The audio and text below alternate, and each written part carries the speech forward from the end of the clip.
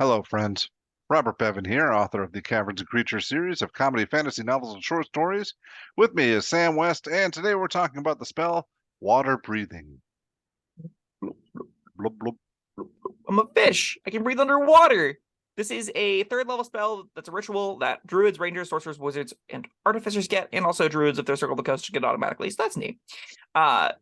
It being ritual is probably the most important element of it. So it's an action to cast or ritual, which means it's free. It has a 24-hour duration, which makes the 10-minute cast time, but the ritual spell basically not matter at all. It's got a 30-foot range for responding material components. It requires a short reed or piece of a straw. Neat. So you cast the spell. It only works if you're doing this. Which 100%, I would, if I were the wizard in that group, I would tell all the party members that would be the case, even if it wasn't, just so I could watch them all look silly. But that's neither here nor there. The spell grants you up to 10 willing creatures. 10. 10 is a lot. Yeah. 10 willing creatures you can see within range, that being 30 feet, the ability to breathe underwater until the spell ends. Affected creatures also retain their normal mode of respiration. Neat. That's handy, yes. It's very important. If you just stopped breathing, that'd be really, really sad. You have to dunk your head in a bucket. Yeah. Run around your own goldfish bowl. It'd be great. And the duration is, what, 24 hours, was it? 24 hours. No concentration or nothing. Once it's down, you are good to go. So if somebody has this, like, this is the first thing you do every morning. If you want to, no matter where you are. I mean, yeah, sure. 10-minute water breathing ritual. Why not? I mean, you'd be foolish not to. Agreed. This is like you're in the desert. You're all about to die of thirst. You're still going to cast this. I mean, it's free, so yeah. Right? Yeah. Like, why not? That's it. If somebody in the party has this, everybody can breathe underwater all the time. Yeah, that's functionally what the spell says. What that matters for, it matters. So we can do a little bit of deviation as to like what classes care about it the most. So druids are prepared casters, making this. If you have a druid in the party, past 5th level, you can breathe underwater, the whole group. If you have a wizard in the party, they can pretty easily slot it into their spellbook and then just ritual cast it from there. So it's close to druid levels. If you wizard in the party, you can probably just everyone can breathe underwater. Rangers and sorcerers are a bit less certain. You have to. I believe rangers are known casters, which means they have to learn the set spell list. And if you're not doing aquatic adventuring, yeah, they have spells don't. So if you're not doing aquatic adventuring, it's a ranger, you may not want to waste one of like your 4 known spells on this. No, absolutely not. I'm just saying as a ritual spell. Mm-hmm. Then yeah. Oh, agreed. If you got a druid or wizard, 100%. And sorcerers have kind of the same problem as rangers do, where it's like, I don't think this is worth me having to like spend one of my precious few known spells so we can breathe underwater once in a blue moon. Now, if you're one of those characters at a table that's doing underwater adventuring, sure, it's a way to get access to it. It's relatively easy to do. It's not the end of the world there. And I believe artificers also prepare their spells unlike the other half casters, which is, I get why they made the decision. I wish they just kept it consistent until the next edition, but whatever.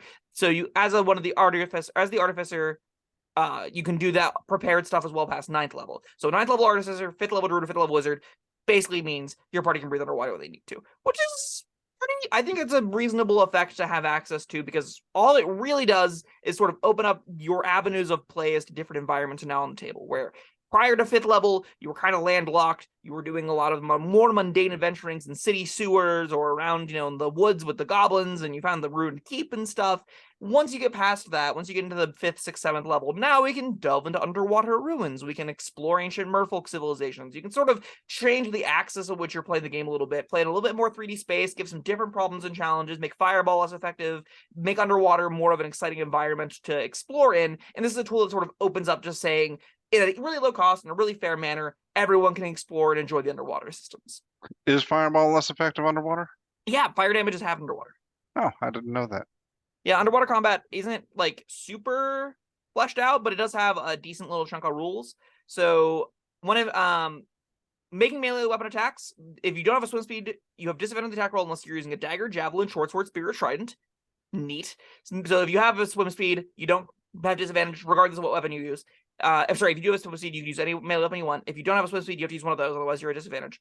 Ranged weapon attacks automatically miss beyond the weapon's normal range, so short bows and stuff can't hit beyond their short range.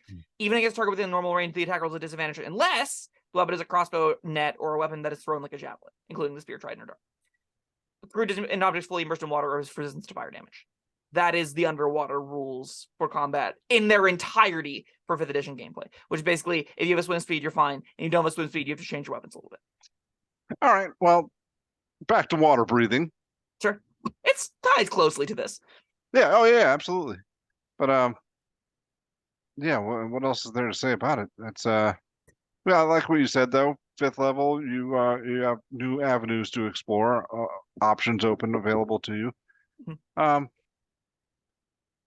This is something where, as a DM, if you want your players to do an underwater adventure and you don't want to have figuring out underwater exploration be part of the problem, this is a way. Just give somebody a scroll for this. Give somebody a magic item that gives you water breathing at will. That will allow them to not feel taxed to go and explore the new exciting environment that you're thinking of playing in. So if you don't have a wizard or druid in the party, I would recommend this being a really easy on-ramp as something you just stick onto an item or you stick onto a scroll and give the party to enable the adventure that you're looking for. And you can even do that at the low tiers, but if you want to start out the gate doing an Atlantis dive mission, have an NPC, have a magic ring or whatever that gives them a free use of water breathing daily, and then you can have the underwater Atlantis exploration sort of adventures without having to need a 5th level druid or wizard to make that available to you. So that's, another option to consider. That's a thing you could do, but I like the idea of having the more mundane adventures first, and then leveling up to that. I had an idea for a little mini game. Like, all right, so your party is stuck in a well or a pit or something, and the water's slowly rising. It's 10-minute cast time means you have to, but the water's rising more than it's going to get there before 10 minutes is up. So you have to figure out first, how do you cast this spell? People are going to have to lift you up. You have to stand on their back. They're going to have to switch places because they can't breathe, and all while holding you up. So all to save a 3rd level spell slot. Yes, because you could just cast this as an action. Yes. What about the cast time? Oh, cast time is 1 action. Crap. Yeah. Never mind.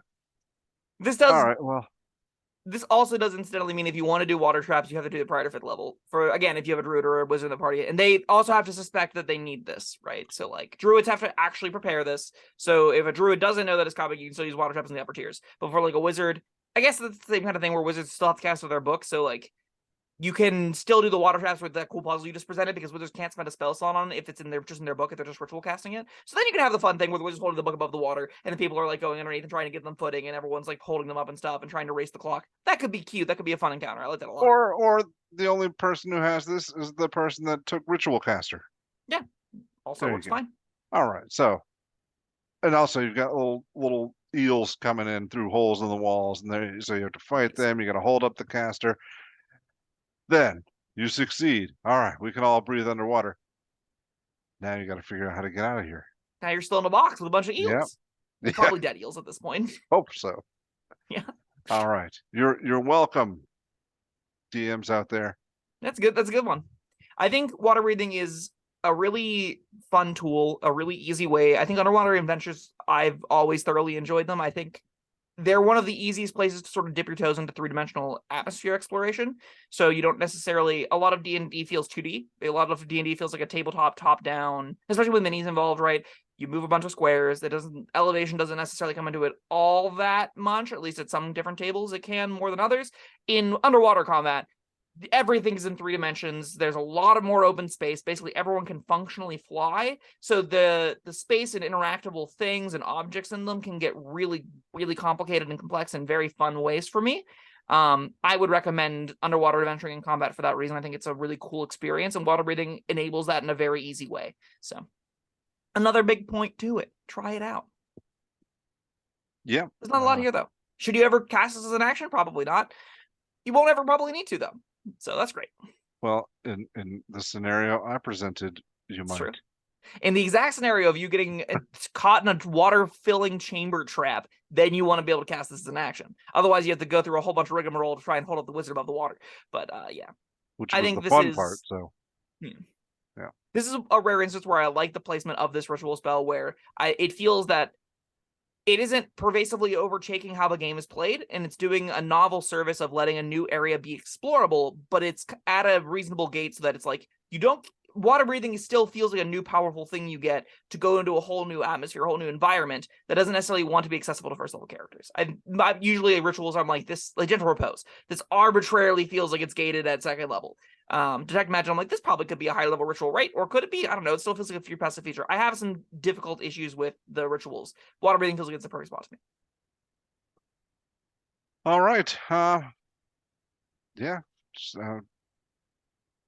The only other thing I can think of is, well, I already said, just, if you have this as a ritual and you got 10 minutes in the morning when you get up, cast the spell.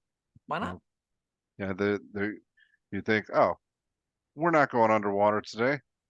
And then you get waterboarded. You never know. Or, like 8 guys pee in a bucket and shove your head in there. Like, it could happen. I really didn't think you were going to go below me, and yet you managed to do it. You don't know who you're talking to, Sam. Yeah, that's fair. All right. You got a rating?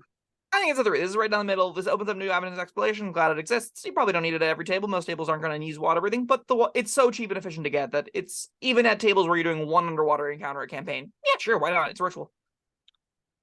It feels like it should be higher because it does give you like a pretty amazing power that does let you explore new places. But in the realm of D&D where other spells are so much more exciting, it feels kind of mundane. Yeah, so, especially when playable races can breathe underwater, right? Like Titans and stuff exist. Sea elves, like, is it that exotic? It's just nice. Yeah, all right. 3 sounds good. It's probably worth higher if you need it, but I don't know. Nothing I'm getting super excited about. Agreed. All right, that was water breathing. Thank you, Sam, and thank you all for joining us. Let us know what you think of water breathing down in the comments, and we'll see you next time. Bye-bye. Thank you for watching. If you found this helpful, informative, or entertaining, I'd really appreciate it if you hit the like button below. You needn't smash it, a gentle tap will suffice. If you want to see more videos like this, subscribe to the channel. And make sure you check out the links in the description where you'll find my Caverns Creatures series of comedy fantasy novels, Sam's full review of the spell, and other fun things.